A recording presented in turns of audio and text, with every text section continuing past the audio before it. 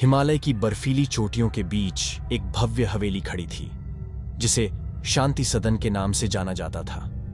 यह हवेली सालों से सुनसान पड़ी थी, लेकिन इस सर्दियों में 4 कॉलेज के दोस्त आर्यन, वैशाली, शिवम और निशा एक एडवेंचर ट्रिप पर वहां रहने का फैसला करते हैं। आर्यन समूह का नेता, रोमांच का दीवाना था। वैशाली जिज्ञासु और बुद्धिमान, अलौकिक घटनाओं में गहरी रुचि रखती थी। शिवम शांत और तार्किक, अक्सर आर्यन के उत्साह का संतुलन बनाता था। निशा समूह की सबसे शांत सदस्य, अक्सर चीजों को गंभीरता से लेती थी। हवेली तक पहुंचने के लिए उन्हें एक खतरनाक पहाड़ी दर्रे को पार करना पड़ा। बर्फानी तूफान का सामना करते हुए वे हवेली के बड़े ओक के दरवाजे पर पहुंचे। अंदर का वातावरण धूल भरा और ठंडा था, पुराने फर्नीचर और भूतकाल की कहानियों से भरा हुआ था। उस रात डिनर के बाद वे हवेली के इतिहास के बारे में जानने के लिए उत्सुक थे। आर्यन ने एक पुरानी डायरी ढूंढी जो हवेली के पिछले मालिक एडवर्ड कार्टर की थी। डायरी में रहस्यमयी घटनाओं का वर्णन था, अजीब आवाजें, हवा में चलती छायाएं और अचानक गायब होने वाली वस्तुएं। पहली रात शिवम ने पुस्तकालय में एक किताब पढ़ते समय अजीब सी सरसराहट सुनी। वह चारों ओर घूमा, लेकिन कुछ नहीं मिला। वैशाली को रात भर ठंडी हवा का झोंका महसूस होता रहा, भले ही सभी खिड़कियां बंद थीं। निशा को बाथरूम में अचानक रोशनी चली जाने का अनुभव हुआ। जब रोशनी वापस आई तो उसने आईने में एक क्षण के लिए एक अस्पष्ट आकृति देखी। आर्यन, जिसे भूतों में बिल्कुल भी विश्वास नहीं था, इन घटनाओं को हंसते हुए खारिज कर देता था। अगले कुछ दिनों में घटनाएं अधिक बार बार होने लगी। दरवाजे खुद ब खुद खुलने लगे, चीजें इधर उधर हो जाती और कभी कभी फुसफुसाते हुए स्वर सुनाई देते थे। एक रात वैशाली पुस्तकालय में एडवर्ड कार्टर की डायरी पढ़ रही थी, जब अचानक हवा तेज चलने लगी और उसके चारों ओर किताबें गिरने लगीं। उसने महसूस किया कि कोई उसे देख रहा है। उसने पीछे मुड़कर देखा तो उसे एक धुंधली आकृति दिखाई दी, जो जल्दी से गायब हो गई। वैशाली डर के मारे चीख पड़ी। बाकी लोग दौड़कर आए और उसे शांत कराने की कोशिश की। वैशाली ने उन्हें आकृति के बारे में बताया, लेकिन वे उसे गंभीरता से नहीं ले पाए। वैशाली ने डायरी में पढ़े गए एडवर्ड कार्टर के अनुभवों को याद किया। उसने महसूस किया कि हवेली में फंसी आत्मा उसी की हो सकती है। उसने डायरी में पाया कि एडवर्ड की बेटी एमिली रहस्यमय परिस्थितियों में हवेली में ही गायब हो गई थी। वैशाली ने अपने दोस्तों को यह जानकारी दी। शिवम ने सुझाव दिया कि वे हवेली की तलाशी लें और एमिली के लापता होने के बारे। चारों दोस्तों ने हवेली की तलाशी शुरू की। उन्होंने तहखाने, अटारी और हर कमरे को छान मारा।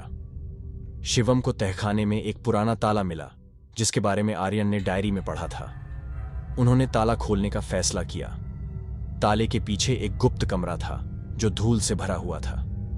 कमरे में एक पुरानी मेज थी जिस पर एमिली की एक तस्वीर और एक डायरी रखी थी। वैशाली ने एमिली की डायरी पढ़ी। डायरी में एमिली ने लिखा था कि वह हवेली में अकेली और डरी हुई थी। उसने एक रहस्यमय आकृति देखने का भी उल्लेख किया था जो उसे डराती थी। उसी समय आर्यन को कमरे के एक कोने में एक छिपा हुआ दरवाजा मिला। दरवाजे के पीछे एक अंधेरा गलियारा था। उन्होंने गलियारे का अनुसरण करने का फैसला किया। गलियारा उन्हें एक बड़े कमरे में ले गया जो पुराने खिलौनों और किताबों से भरा हुआ था। कमरे के बीच में एक मेज थी जिसके ऊपर एक वीजा बोर्ड रखा था। आर्यन, जो उत्सुक था, वीजा बोर्ड का उपयोग करने का सुझाव दिया। उन्होंने बोर्ड पर अपना हाथ रखा और एमिली से संपर्क करने की कोशिश की। बोर्ड ने धीरे धीरे हिलना शुरू कर दिया और अक्षरों को इंगित करने लगा। उन्होंने एमिली से उसके लापता होने के बारे में पूछा। बोर्ड ने बताया कि एमिली को हवेली में एक गुप्त कमरे में कैद किया गया था। उसने यह भी बताया कि उसे एक रहस्यमय आकृति ने मार डाला था। दोस्त डर गए थे। उन्होंने वीजा बोर्ड का उपयोग बंद करने का फैसला किया। उन्होंने एमिली के शव को खोजने के लिए हवेली की तलाशी फिर से शुरू की।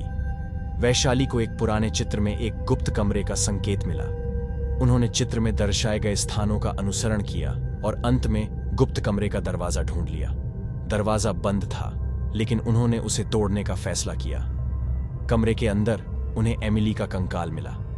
उसके पास एक चाकू था जिस पर खून के धब्बे थे। उन्होंने महसूस किया कि एमिली को उसकी हत्या कर दी गई थी। हत्यारा कौन था?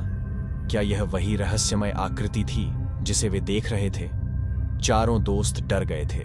वे हवेली से बाहर निकलने का फैसला करते हैं, लेकिन तभी उन्हें हवेली के मालिक श्री राणा का फोन आता है। श्री राणा ने उन्हें बताया कि वह हवेली में आ रहे हैं। उन्होंने दोस्तों को हवेली में रहने और उनकी आगमन का इंतजार करने के लिए कहा।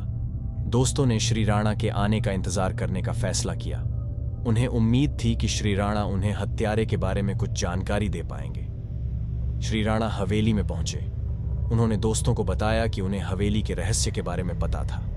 उन्होंने बताया कि एमिली की हत्या उनके पिता एडवर्ड कार्टर ने की थी। एडवर्ड कार्टर एक पागल आदमी था जो अपनी बेटी को अपने पास रखना चाहता था। श्री राणा ने यह भी बताया कि एडवर्ड कार्टर की आत्मा हवेली में भटक रही है। वही रहस्यमय आकृति थी जिसे दोस्त देख रहे थे। चारों दोस्त डर गए थे। वे हवेली से भागना चाहते थे, लेकिन श्री राणा ने उन्हें रोका। उन्होंने कहा कि उन्हें एडवर्ड कार्टर की आत्मा को शांत करना होगा। उन्होंने दोस्तों को एक ताबीज दिया जो उन्हें आत्मा से बचाएगा। दोस्तों ने आत्मा का सामना करने का फैसला किया। वे हवेली के उस कमरे में गए जहां एमिली की हत्या हुई थी। तभी उन्हें एडवर्ड कार्टर की आत्मा दिखाई दी।